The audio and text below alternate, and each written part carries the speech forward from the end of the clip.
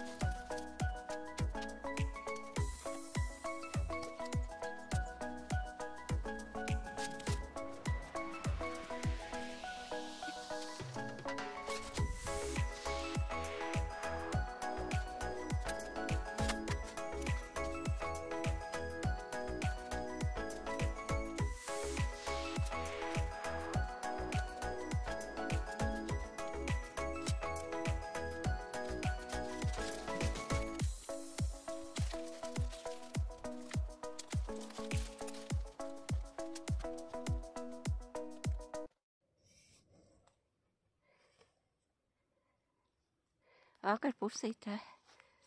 Reku tur saule. Jau sāks iet uz leju. Viss paliks tumšāks. Šī ir mana sporta zāle. Te bišķiņi vēl palikās. Tos es domāju, ka rīt.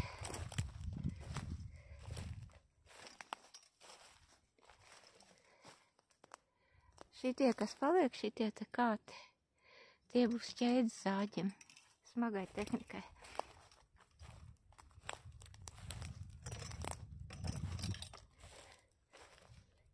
Šeit ir milzīgs avenāja lauks, mežu avens, tāpēc, ka šeit āpši dzīvo. Un āpši, kā teikt, iestādot tās avenas kaut kā kakā viņi tur, un tad viņi laikam tās ogas sēdās, un tad tās sēklas, var sakot, iesējās tādā veidā. Tur mums mājas sanāk, šito te, kā notīrīs, tad gandrīz viss būs ar roku aizsniedzams. Ir tā jocīgā lieta, ja pa vidu ir kādi koki vai krūmi, tad liekas tā vieta ļoti tālu, tik līdz to izņem ārā, tad izskatās, ka ļoti maziņa tā vietiņa. Es domāju, šajā vietā, šeit ļoti izskatās baigi auglīgs, ka te kaut kas būs jāiestāda feins. Vēl neesmu izlēmusi, ko tieši. Un šiten arī. Varbūt priedes te iestādīšu. Es nezinu.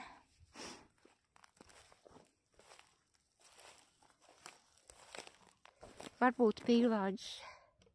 Pīlāģi arī būtu forši.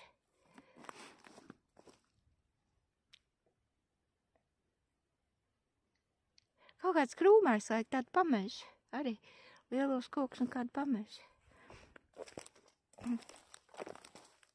Lielos kokus kāds priedīts. Priedēm nekas nepatiks apakšā stādīts. Priedēm tā, bet tiem, kas augs apakšā, tiem nepārāk. O te ir dīķis, te ir pirtiņa, māja, kūts, māja, siltumnīcas. Ļoti skaisti ainava, tāda pauguraina.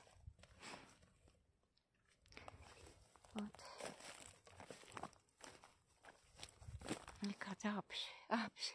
Izberzēs acis pavasarī, viss tīrs nocirpts. Tur tie koki, kas te ir nolūzuši, tos ar smago tehniku pavasarī.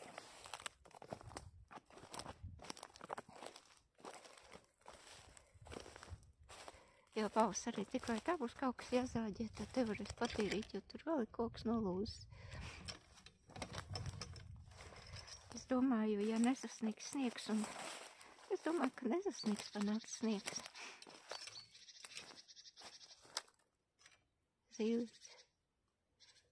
Zīlīt tā ir.